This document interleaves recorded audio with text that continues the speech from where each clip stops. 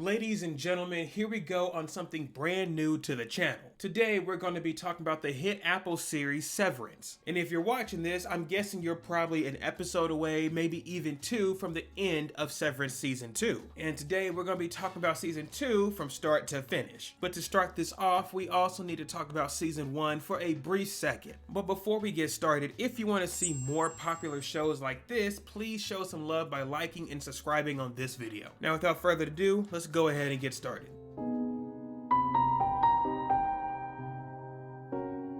Now when it comes to shows, I could say that I'm a picky eater. And when it comes to Severance, this might hit home if you've ever had a job in your life. The main plot of Severance is pretty simple for the most part. Let me toss this idea for you. What if you could take your conscious and split it apart? Your main version currently watching this video is the one that can experience life. Everything you want to do, such as travel and spend time with family, you're able to do so. However, your second persona is your work persona. This version of you goes to work every single day. The kicker of this is the any version of you that goes to work doesn't ever have to know about the outie version of you. You see, it's almost like having two different brains that shut off and turn on depending on where you are. And that's what it means to be severed within this series. If you've been severed, you have an any version that goes to work for you and only knows about work. And of course, your outie version is the one that's able to reap those rewards and able to live life at its fullest. This really hits home when it comes to people that don't want to do a 9-to-5. And when it comes to the first season of Severance, that's really what it's about. Getting to know our main characters and how they feel about being severed.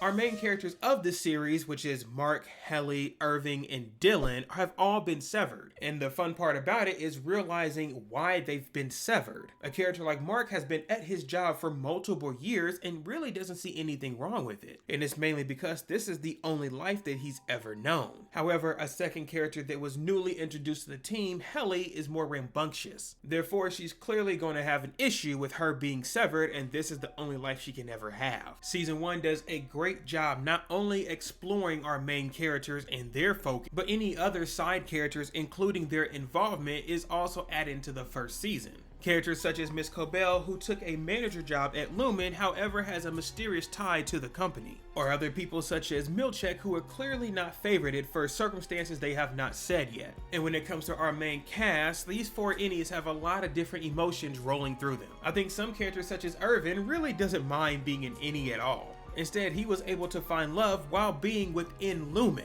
However, when that's stripped away from him, things start to get a little bit more gloom. Dylan obviously does not like his job, and he's just here because he has to be. But what you'll see later on for Dylan, he does have a fascination with having a family. Every innie can still have their own goals and desire that's completely different from their outie. And to talk about season 1's finale, it ends by the innies getting a chance to go out to the real world. Now what they experience is completely different. But the most important character that did see something that they didn't want to see is Helly. Helly finds out that she is related to Kier Egan, which is the overall founder of the Lumon everything, so that's not good for her. But with that, that is going to wrap up the synopsis for Season 1. And now we'll be rolling into Season 2. Before we get started, I would recommend that you watch Season 2 if you don't want to get spoiled. I'll be talking about many things that we know, including any theories I have of my own. And this will be a free civil discussion, so let me know what you think in the comments down below of anything that happens.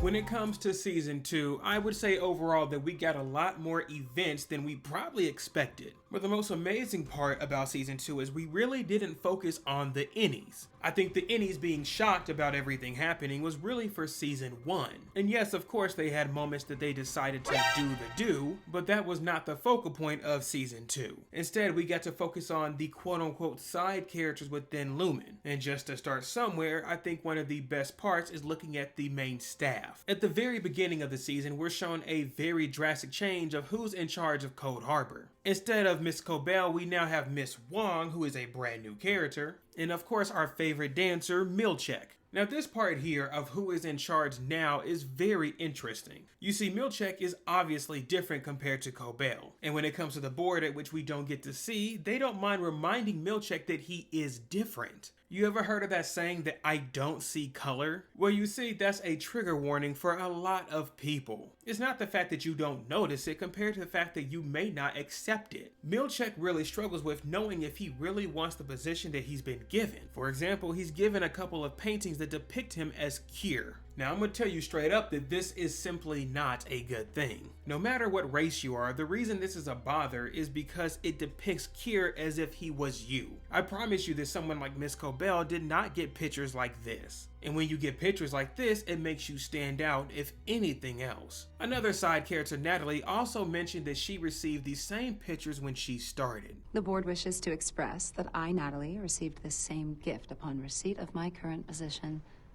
and found it extremely moving. Now, Natalie is brainwashed or something. I'm sure there's something going on with her similar to Miss Casey. But you can see the discomfort within both of their faces once they receive these pictures. When it comes to a character like Milchek, you really wonder, does he see himself in this role anymore? Miss Wong, who is also not a spitting image of Kier, still believes that she has a role to follow. And from what Milchek believes, she's been snitching on him quite a bit. But is it a situation in which they simply don't get to see who's in charge? So people who simply don't get to see when something is wrong, they just think it's another day of the job. It's like finding out that your boss hates you and they never straight up tell you, however they still give you a cookie when you do something well. Another character that we see that has a huge impact to the story is Harmony Cobell. Towards the end of the second season, we're told a lot of truths about Harmony. The most important fact is Harmony decided to change her mind and now wants to destroy Lumon, which can be very contradicting when at which one point she chose to work for Lumon. At least we believe that she had the choice to do so. However, with a recent episode, we found out that Harmony has a lot more secrets about Lumon than Lumon probably has about her. From what we see, Miss Cobell is the actual creator of the Severance chip. And the chip is the thing you can put in the back of your head and you have a different conscience. It's interesting because we see that this is something she specifically made out on paper. Was she a part of the actual creation or did she just have the idea? We can also tell that this is not the only thing that she made that Lumon now uses. It becomes a situation that we see Miss Cobell lost a lot of her creative ideas because of Lumon. But the fun does not stop there when it comes to her aunt. You see, even though this person is clearly blood related, Sissy clearly does not care about her or her mother from what we see. And Sissy was telling her the whole time to get out of her house and also that she never loved her mother. But the question now becomes, what drove Sissy to be like that? We see that she lives in a town very close to the ether plantation. But from what we know, most people here are survivors of Lumon. But Sissy, for some reason, still believes in Lumon and was willing to snitch on her niece. The best assumption we can make of this is that it's not Lumon itself compared to Kier. While a lot of people within this world do love Lumon, it seems that they really care about Kier. And with the depiction we get of Kier having his blue eyes, you can assume that this is the master race. Kind of relates to another time in history that we simply won't talk about. So it's fair to say that someone like Sissy idolizes Kier and therefore she just kind of follows Lumon. Now when it comes to Miss Cobell, I am glad that she finally grew the cojones to do something. But as we have seen, the higher ups within Lumon does a pretty good job keeping themselves out of the mix. From here, we're going to talk about a lot of theories and general topics, revelations if you would, that happened within season 2. And the first topic we're going to go over is creating the Severance chip. While I didn't mention her in the side character overview, this is specifically around her. Gemma is a character that we saw who had a whole episode devoted to her. From what we saw, we believe that Gemma did die in a horrible accident. However, as you know, Gemma is clearly a part of Severance, and what we see, she's still not the same Gemma that Mark once knew. And whether the consciousness that Mark once knew of Gemma still exists is still up for debate. However, what's interesting is within the episode that they debate on Gemma, you see her going through a different amount of trials, doing things such as dental work or making her write a lot of words continuously. From what we can tell, it seems when Gemma walks into a different room, she's severed yet again. The common denominator we see is asking Gemma if she's in pain and does she remember what happened. What we currently know about the show is being severed is a way that you don't have to worry about work. However, it seems the Severance chip has more opportunities to relieve people from pain. If it is true that they're trying to relieve pain from an individual, the sense of Gemma going through these situations makes sense. What if you can just sever someone and that other consciousness just deals with the pain? And a bigger question is, during the accident, did Gemma really die? Maybe it's a situation where they knew she wasn't going to be able to survive, so they took her body and therefore made a brand new Gemma they could use. The ability of having this chip is probably the scariest part of Severance. You can do a lot of things such as deceiving people or even defying death and pain. And of course, how many times can a person actually be severed until their brain just gives up? Overall, this is what we really saw from Gemma within this season 2. A character that barely remembers her previous life and is kind of acting as if a human test guinea pig. Of course, in the near future, the series is going to talk a lot more about this chip. Now here I go talking about one of my favorite topics that we got to explore within this season. It's love. At this point in the story, we cannot ignore how many times a character fell in love or at least had interest in another character. I have several examples I want to bring up, and the first one I want to talk about is the first one we saw, which is between Bert and Irving. Now this is interesting because we do get to see that Bert himself was in a homosexual relationship, and it's interesting to see that the boy Bert also had a man outside as an outie. So that tells you sometimes you just like what you like and you don't have to fish for it. However, Irving was so dedicated to Bert, he was willing to risk his own life to see him again. And even though we don't get to see him from start to finish, Bert's story is very interesting. As an innie, we're told that Bert actually retired because of his long amount of service. However, during a conversation as an outie, his real husband Fields lets it slip that he was actually in a relationship. And of course, they probably don't like that at all. I mean, we can clearly see that other characters are in a romantic relationship even further past what Irv and Bert ever got to. I also want to point out in this conversation that even though Fields and Bert are married, this love does not seem real. They talk about in a later episode that Bert was a hitman. Therefore, he would never go to heaven because of the deeds he did for Lumon. But it makes you wonder, does Fields really care about Bert, or is he just a night call? And as we talk about love, some of these other relationships have their own twists and turns. I also want to point out our boy Dylan, a man that got reintroduced to his family that he never knew he had. The love that Dylan has is a genuine love. We see at the times at which he gets to see his wife, he actually does care about her, including his kids. Of course, he does not have the knowledge of actually seeing his kids' births or any big moments in their lives. And when it comes to his wife, this is the first time he really met her. But at the time he realized that he was not going to get to see his wife anymore, he was willing to cut off his life. What's the point of continuing to do what he does at Cold Harbor if he cannot be with the one he loves? And honestly, this is the first time he really got to love anyone. I think it's pretty ironic to see both Irv and Dylan choose to out themselves when they have love in their lives. The phrase that they talked about, hang in there, actually is more than just some information on how to get out. Instead, it's more like saying that you're going to find some things that you love past this work and you're going to have to hang in there. Because if you simply can't do it, then what's the point of staying around? On the same topic, I also need to point out two more characters when it comes to love. The relationship with the Hellies, including Mark, is a weird one. I'm gonna tell you guys right now that